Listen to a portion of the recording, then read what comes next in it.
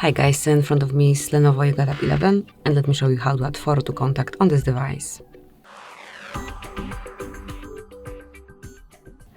So at first open your phone dialer, choose the contact that you wish to add this profile picture to and select edit.